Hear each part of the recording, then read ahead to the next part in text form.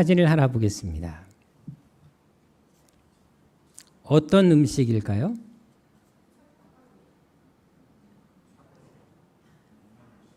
닭갈비입니다.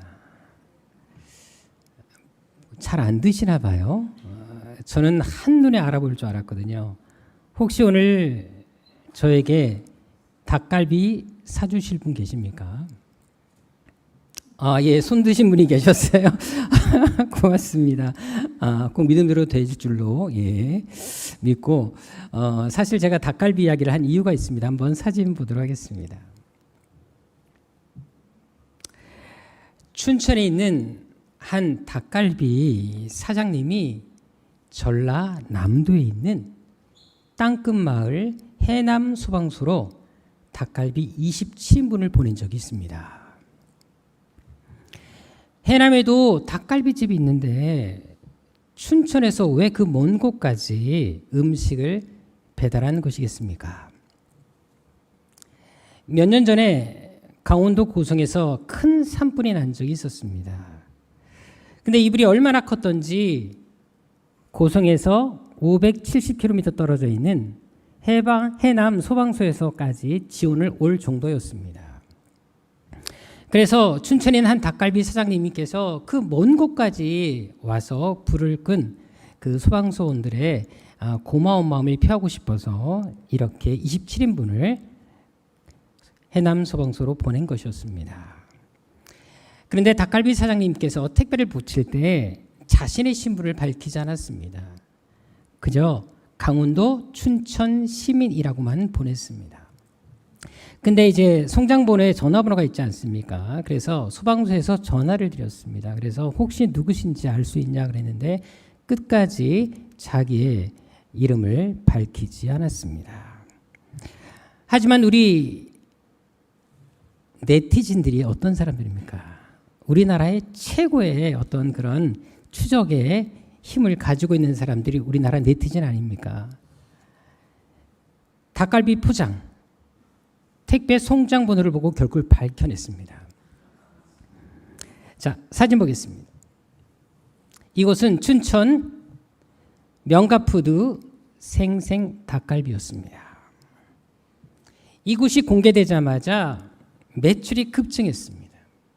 그리고 하루에도 100여 건의 전화가 와서 주문이 계속 밀렸다고 합니다. 그만큼 사람들은 어떤 친절에 대해서 깊은 감동을 받을 때가 많습니다.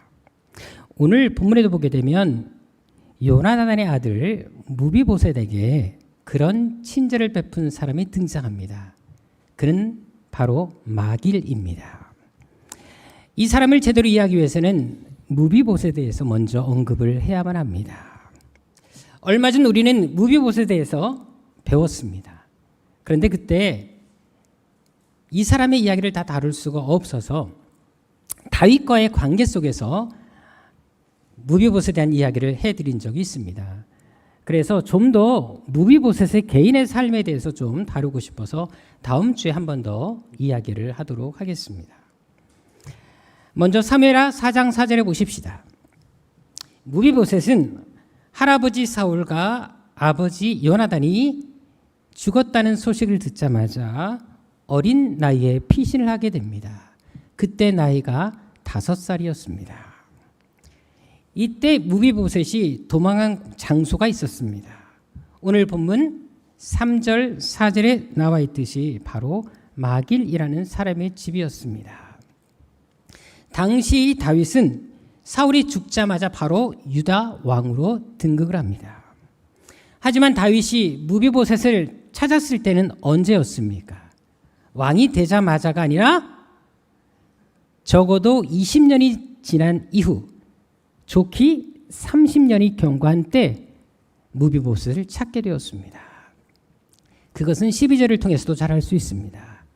무비보셋이 다윗 왕 앞에 나갔을 때는 이미 장가도 갔고 자식도 있는 상태였습니다. 그렇다면 무비보셋이 이 마길이라는 사람의 집에 머문 기간은 얼마나 될까요?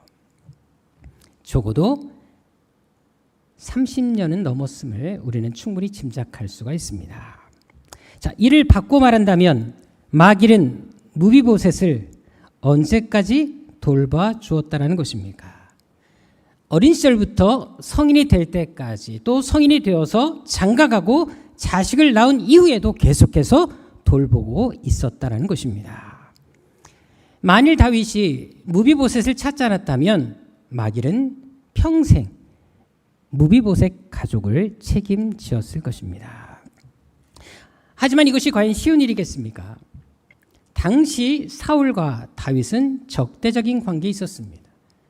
사울은 생전에 특공대를 조직해서 다윗을 죽이기 위해 혈안이 되어 있었습니다. 그래서 항상 다윗이 숨어 있는 곳을 찾아다니며 그를 제거하려고 했던 사실은 온 백성이 다 알고 있었습니다.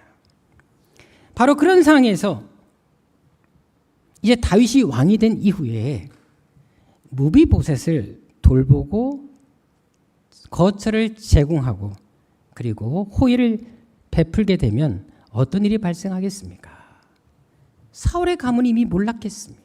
이제 다윗 시대가 시작되었습니다. 이런 시대에 사울 왕의 자손, 왕가의 후계를 남겨놓게 되면, 그리고 그를 돌보게 되면 마길은 자신뿐만 아니라 가문에 큰 화를 초래할 수가 있었습니다.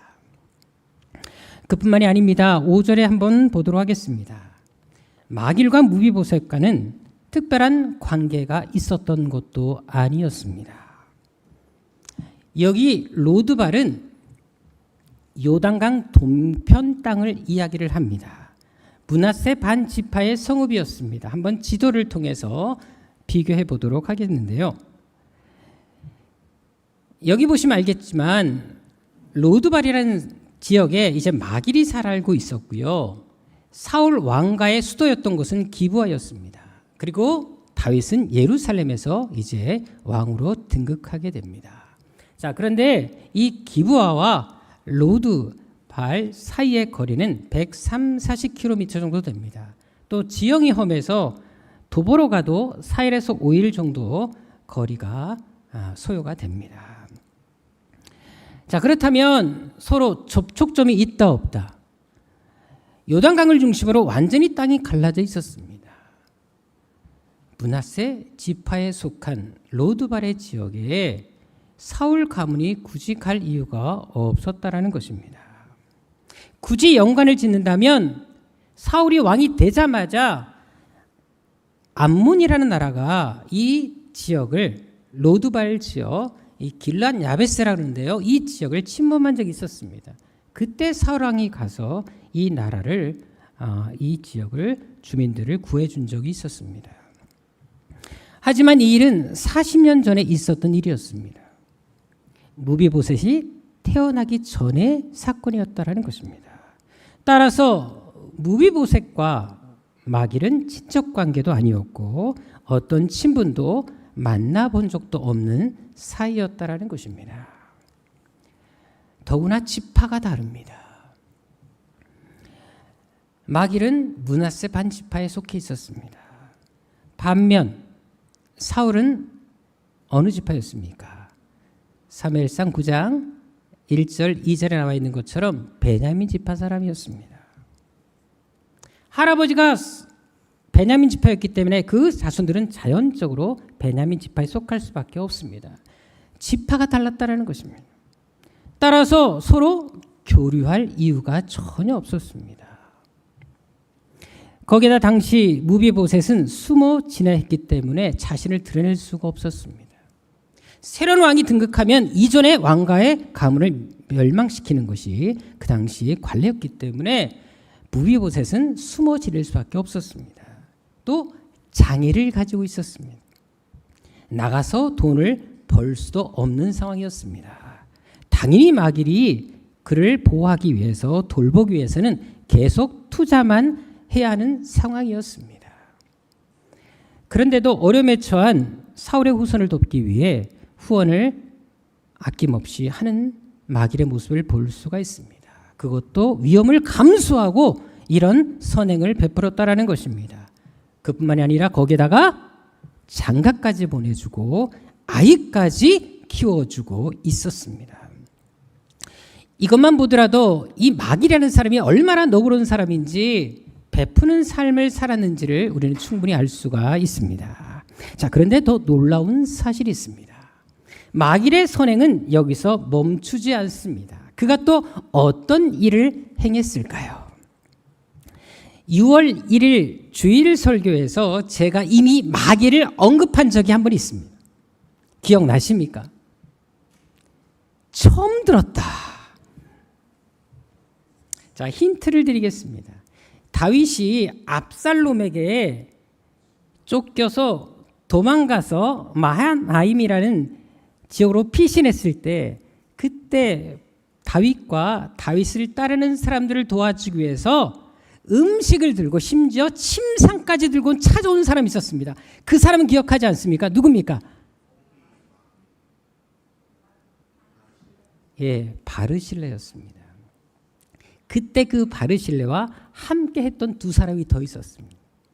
그 사람 중에 한 사람이 소바였고 또 한 사람이 로드발 사람 마길이었습니다. 자, 17장 27절 29절에 보십시다. 이때 마길은 바르실레와 함께 와서 다윗을 돕고 음식을 제공했다라는 것입니다. 자, 이것은 무엇을 말합니까? 마길은 무비보셋뿐만 아니라 다윗까지도 돕고 있었다라는 것입니다. 즉 그는 어려움에 처한 사람이 있다면 이의 관계를 떠나서 누구에게든지 조건 없이 선행을 베푸는 삶을 사는 사람이었다라는 것입니다. 즉 자신의 소유가, 자신이 가진 부가 어떻게 사용되어져야지 가치 있는 삶인지 그는 알고 있었다라는 것입니다. 지난번에 제가 우리 집사님 두 분과 함께 흑산도에 교회를 탐방하고 왔습니다. 한번 사진으로 그때 상황들을 좀 보도록 하겠습니다. 자, 흑산도 아가씨 노래가 있는데요. 그 노래가 유래된 곳이 바로 이 흑산도 섬입니다. 그리고 흑산도 아가씨를 지나칠 수 없었던 한 남자분이 옆에 서서 사진을 찍게 되었습니다.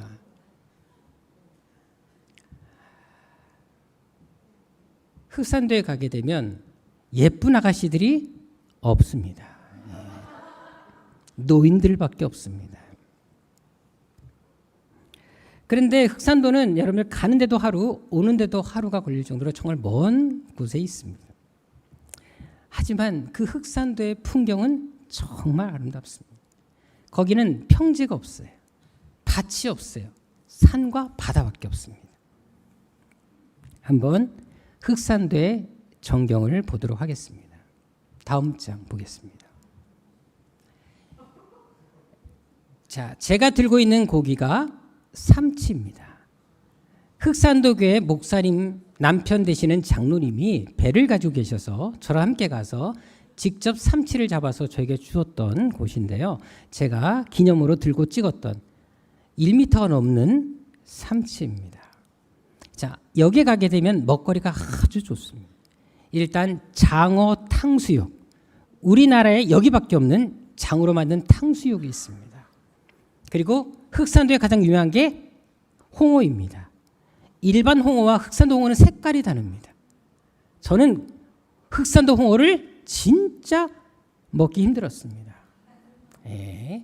우리 장로님들은 너무 잘 드셨고요. 예, 중요한 건 그렇게 흑산도 홍어가 있습니다.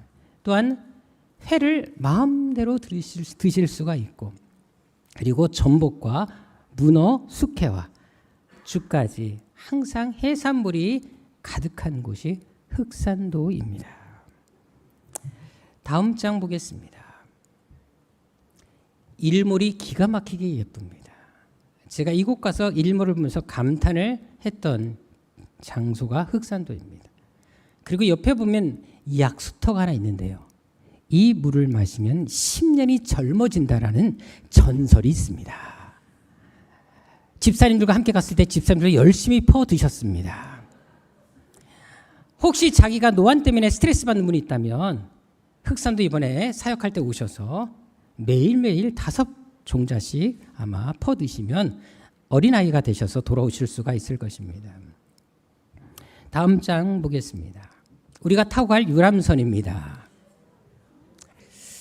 예, 항상 저 어떤 한 집사님은 누구라 말을 못 드리겠지만, 예, 항상 포즈를 취하셔서 사진을 참 열심히 찍으십니다. 예.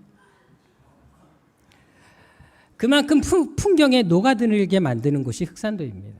정말 산과 그 다음에 바다가 그리고 구름이 어우러져서 풍경이 너무너무 끝내줍니다.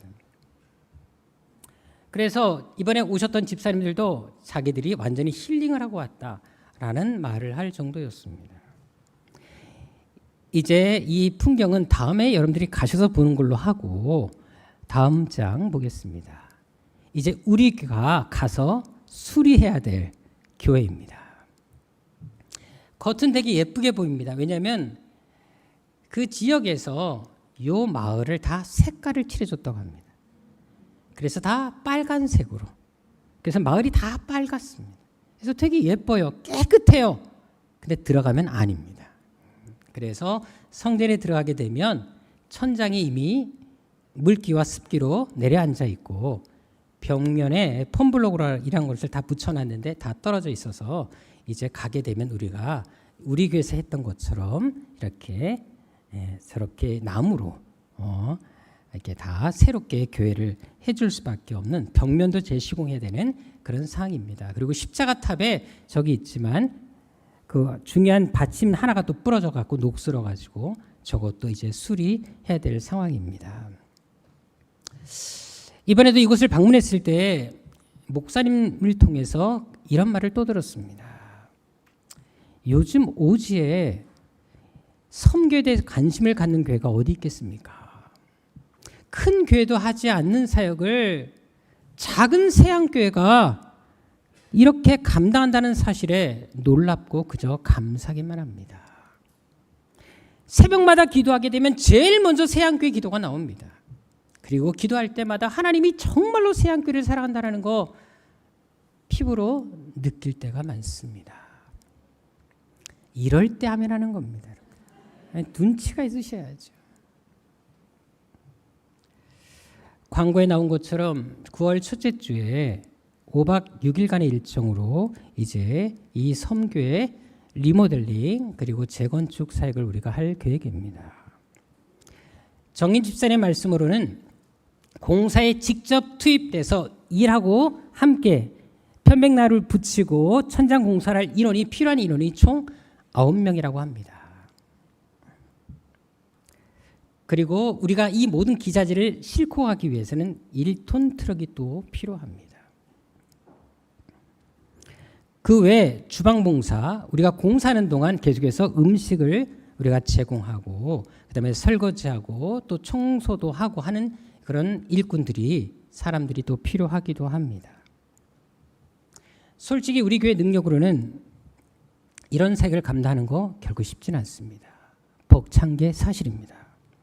하지만 저는 어떤 마음이 있는 줄 아십니까? 오병이어의 기적이 어떻게 나타났습니까? 돈 많은 부자를 통해서 그 기적이 나타난 것이 아니라 아무도 주목하지 않았던 한 어린아이의 한 소년의 보리떡 5개와 생선 2마리를 통해 수많은 사람들이 먹고 남는 기적이 나타났습니다.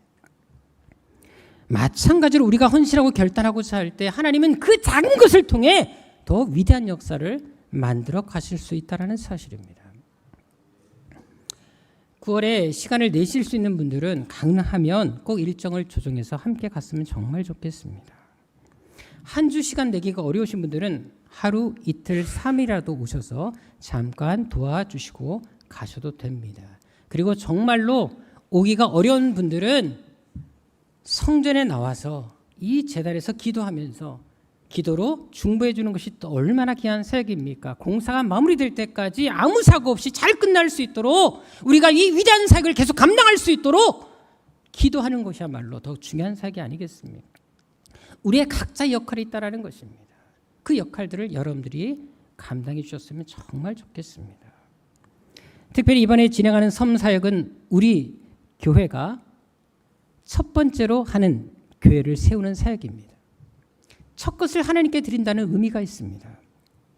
그래서 마음에 감동되시는 분들은 이 사역에 함께 동참해 주시고 다음 주부터라도 물질로 함께 해 주시면 정말 감사하겠습니다. 왜냐하면 미리 우리가 예산을 확보해야지 미리 예산을 세우고 기자재들을 준비해서 그곳에 갈 수가 있기 때문입니다.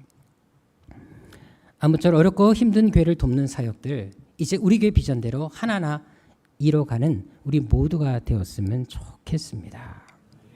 오늘 본문의 마길이 바로 그런 사람이었습니다. 그는 무비보셋뿐만 아니라 다윗까지도 돕습니다. 두 집안을 생각하면 물과 기름처럼 절대 섞일 수 없는 가문들이었습니다. 그런데도 불구하고 그런 거 일체 따지지 않고 자신에게 올 손해도 염려하지 않고 할 수 있을 때 부지런히 돕고 섬기는 사역을 감당했다라는 것입니다. 더구나 당시 무비보셋은 어떤 처지였습니까? 주식으로 말한다면 하락주였습니다. 아마 여러분들 요새 주식에 관심 있는 분들 좀 제법 계실 것입니다. 그런데 알다시피 소생할 기미가 전혀 보이지 않는 그런 하락주에 투자하시겠습니까? 투자할 사람 아무도 없을 것입니다. 그런데도 마길은 그런 집안에 투자한 것입니다. 거기에다 마길은 또 다윗에게 그렇게 동일하게 투자를 했다라는 것입니다. 당시 다윗은 압살롬에게 쫓기고 있었습니다. 이미 대세는 다윗이 아닌 압살롬에게 기울어져 있었습니다. 승리와 여론이 압살롬에게 집중되어 있었습니다. 즉 압살롬은 주가가 상승하는 중이었고 다윗은 하락하는 상태였습니다. 그럼에도 불구하고 마길은 또다시 다윗에게 투자합니다. 아낌없이 지원합니다. 이는 분명 이에 타산을 따진다면 절대 할 수 없는 행동이었다라는 것입니다. 자, 여러분 같으면 계속 몰락하는 가문에 사람에게 투자할 수 있겠습니까? 하지만 마길은 무비보셋에게도 다윗에게도 올인합니다. 잘못하면 자신의 목숨이 위태로울 수 있다는 사실을 알면서도 그렇게 했다라는 것입니다.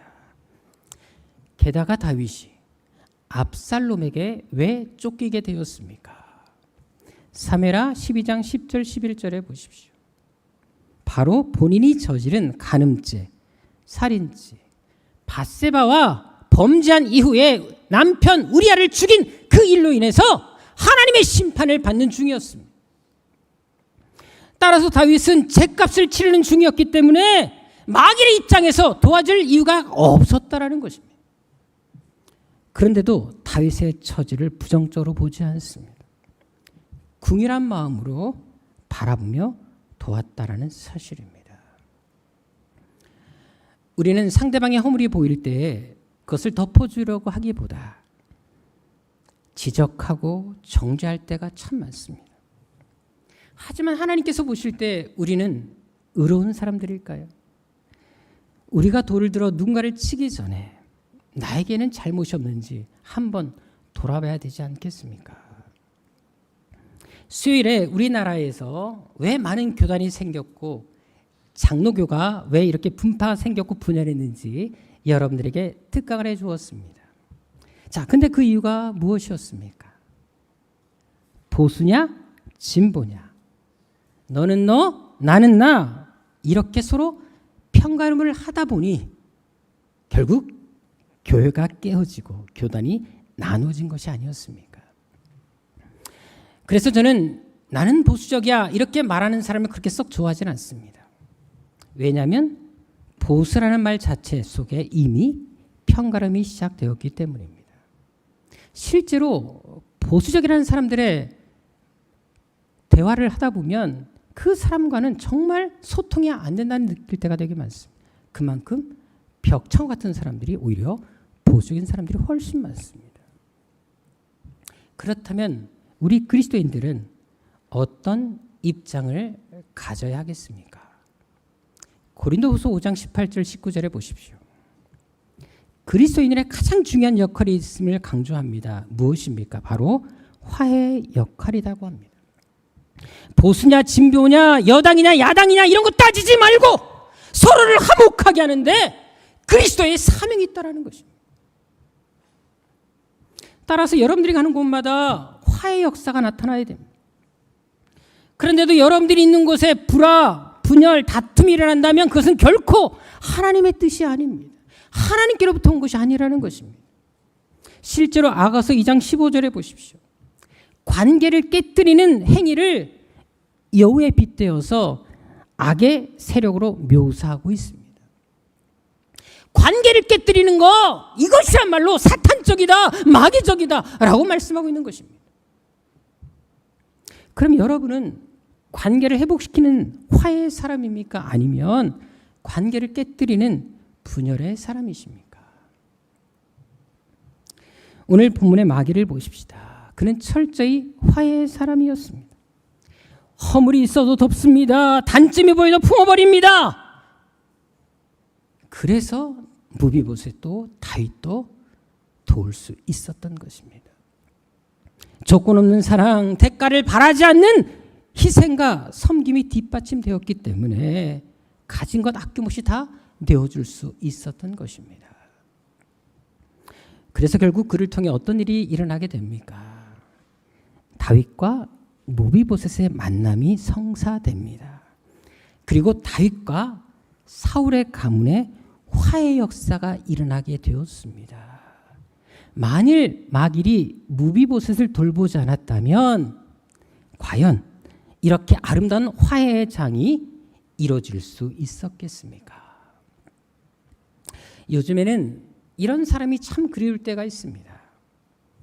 가정과 교회와 특히 정치계에서 누군가와 화해할 수 있다면 먼저 손 내밀고 먼저 양보할 수 있는 사람, 서로 화해하고 잘 지내기 위해서라면 내 자존심도 내어 버릴 수 있는 그런 사람이 그립다라는 것입니다. 사실 우리는 손해를 잘 안 보려고 합니다. 나누는 삶에도 인색합니다. 내가 이만큼 받았으면 이만큼만 돌려준다. 그런 개인적인 성향이 강하다라는 것입니다. 희생할 줄 모르고. 하지만 마귀는 어떻습니까? 그는 주기만 합니다. 받을 수 없다는 사실을 알면서도 기꺼이 나누어 주었습니다. 그런데 그가 가난해졌을까요? 퍼주기만 했는데 궁핍해졌겠습니까? 자, 무비보셋을 돌보기 위해서 30년간 그는 자기 재산을 다 투자했습니다. 무비보셋 혼자가 아니었습니다. 유모도 있었고 가족들도 있었습니다. 이제 결혼했기 때문에 자식도 있었습니다. 자, 그런데 계속 퍼주기만 했는데 돈이 떨어졌을까요? 아닙니다. 오히려 더 넉넉해졌습니다. 그것을 어떻게 할 수 있을까요? 자, 사무엘하 17장 27절 29절을 다시 보십시오. 사무엘하 17장은 다윗이 무비보셋을 만난 이후에 일어났던 사건입니다. 당시 다윗은 무비보셋과 함께 예루살렘에 거하고 있었습니다. 그런데 갑자기 아들 압살롬이 반란을 일으킵니다. 할 수 없이 다윗은 예루살렘을 버리고 요단강을 건너서 이 마하나임까지 도망오게 되었습니다. 이때 다윗을 따르는 군사는 약 4,000명 정도였습니다. 하지만 워낙 급하게 도망쳤기 때문에 먹을 것을 전혀 챙기지 못하고 아무것도 준비하지 못한 상황에서 도피하게 되었습니다. 자, 그런데 이런 가장 이런 위급한 상황에서 도움의 손길을 내민 사람이 바르실레 소바 마길이었습니다. 하지만 여기서 마길을 한 번 더 생각해 보십시다. 이제 마길은 무비보셋 한 가족을 돌보는 것과는 전혀 다른 차원을 맞이하게 된 것입니다. 4,000명을 3등분해도 개인적으로 1,300명의 식사를 제공해야 합니다. 자, 그런데도 기꺼이 마길은 이 모든 것을 감당해 내었다라는 것입니다. 한 가족을 넘어서 1,300명이나 되는 사람들을 후원해도 삶이 넉넉했다라는 것입니다. 이것은 재정적으로 풍성하지 않으면 절대 할 수 없는 일이었습니다. 즉 마길은 무비보셋을 오랫동안 돌봐왔지만 경제적으로 더 부유해졌다라는 것입니다. 그래서 다윗도 능히 도울 수 있었던 것입니다. 그럼 그의 재력이 어디서 왔겠습니까? 잠언서 19장 17절에 보십시오. 하나님께서는 우리에게 약속하신 것이 있습니다. 어려운 처지에 놓인 사람들을 대가 없이 돕고 섬길 때 반드시 복을 주시고 감당할 능력을 주신다라는 사실을 말씀하십니다. 즉 마귀의 재력은 하나님께로부터 왔음을 분명히 알 수 있습니다. 그래서 누가복음 6장 38절에 또 어떤 말씀을 하십니까? 주라는 것입니다. 베풀 수 있을 때 베풀라는 것입니다. 싸매고 살지 말고 나만을 위해 살지 말고 베풀고 나누고 살라는 것입니다. 그렇게 할 때 어떻게 하겠다? 후히되어 누르고 흔들어 넘치도록 하여 너에게 안겨주겠다. 사진 하나 보겠습니다. 멜빈 다마라는 청년이 낡은 트럭을 타고 미국 네바다주 사막을 지나가고 있었습니다. 근데 거기에 한 노인이 사막 가운데 서성이고 있는 거예요. 그래서 가다가 차를 멈추고는 왜 여기 계십니까? 혹시 행선지가 어디십니까? 물어보았습니다. 그때 이 노인이 이 멜빈 다마 청년에게 말을 합니다. 라스베이거스까지 가는데 혹시 태워줄 수 있냐고. 근데 이 청년은 목적지가 거기는 아니었지만 노인에 대한 국률한 마음에서 알겠습니다 하고는 자기 목적지가 아니었지만 태워주고 돌아오게 됐습니다. 그리고 이 노인이 내릴 때 측은한 마음에서 가지고 있던 돈 25센트를 주면서 여비에 보태 쓰라고 주었습니다. 그때 이 노인이 너무 고맙다고 명함 하나 달라고 나중에 기회가 되면 갚겠다고 떠나게 됐습니다. 몇 년이 흘렀습니다. 그런데 갑자기 한 통의 전화를 그 청년이 받게 됩니다. 그 전화가 어떤 전화였냐면 그 노인의 변호사로부터 온 전화였습니다. 근데 이 노인이 누구인 줄 아십니까? 하워드 휴즈라는 사람인데요.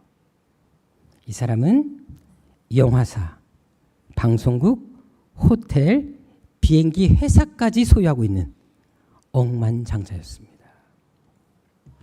당시 그가 사막에 있었던 이유는 전용 헬기를 기다리고 있었습니다. 근데 친절을 베푸는 청년에게 호기심이 생겨서 일부러 타고 온 것이었습니다. 하워드 휴즈는 임종을 앞두고서는 이 청년을 잊지 못했습니다. 그 마음이 고마워서 자기 재산의 16분의 1을 이 청년에게 남긴다 요원을 하고 임종을 했습니다. 그래서 휴즈의 변호사가 전한 것이었습니다. 자, 이 사람이 가지고 있던 재산 16분의 1이 얼마였을까요? 다음 주에 얘기해 드릴까요?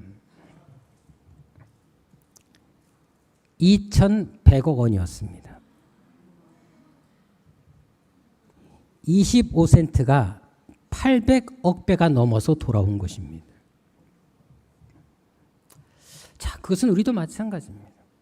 하나님은 우리가 나누고 베푸는 삶에 반드시 보상으로 갚아줄 날이 오실 것입니다. 사진 하나 더 보겠습니다. 누군가요? 안젤리나 졸리입니다. 이분에 대해서는 여러 평가가 있겠지만 이 여자분은 나누는 삶을 실천하는 활동가로 잘 알려져 있습니다. 실제로 캄보디아, 에티오피아 그리고 베트남에서 여자아이 하나씩을 또 아이를 입양해서 키우고 있습니다. 한 번은 시리아 캠프로 이제 난민 캠프로 가서 사역을 하던 중에 한 아이를 만나게 됩니다. 그래서 한 아이를 도와주면서 이 안젤리나 졸리가 그 아이에게 이런 말을 합니다. 글을 한번 보겠습니다. 아이야, 네가 불쌍해서가 아니라 이 나라의 미래이기 때문에 도움이 필요한 거야. 즉 아이들을 도와야 될 이유에 대해서 그들이 불쌍해서가 아니라 이 아이들이 미래이기 때문이라고 말한 것입니다. 저는 이 말에 참 많은 감동을 받았습니다. 그것은 우리도 마찬가지 아니겠습니까? 우리가 왜 선교사님을 돕고 섬지방교회를 세우는 일을 감당할 수 있겠습니까? 그분들의 처지가 불쌍해서 동정심에서 하는 일이 결코 아닙니다. 우리 이름을 내고자 하는 것도 절대 아닙니다. 많은 교회들은 홈페이지에 때로는 주보에다가 몇 개 교회를 세웠다 광고하지만 우리 교회는 전혀 그런 것을 하지 않습니다. 하나님께서 하실 것이기 때문에 우리는 이름 없이 이 사역을 감당하고 있는 것입니다. 중요한 것은 우리가 교회를 세우는 것, 선교하는 것은 바로 하나님께서 우리에게 원하시는 이 땅의 소망이자 미래이기 때문에 그렇습니다. 선교는 하나님의 꿈이십니다. 우리 그리스도에게 주어진 마지막 지상 명령이라는 것입니다. 그래서 우리는 이 일을 해 나가야 하는 것입니다. 우리 교회가 그렇게도 12교회를 세우고 12분의 선교사를 파송하고 센터를 세우고 계속해서 선교 사역을 감당하고자 하는 이유도 바로 하나님의 이 꿈을 실천하기 위함이라는 것입니다.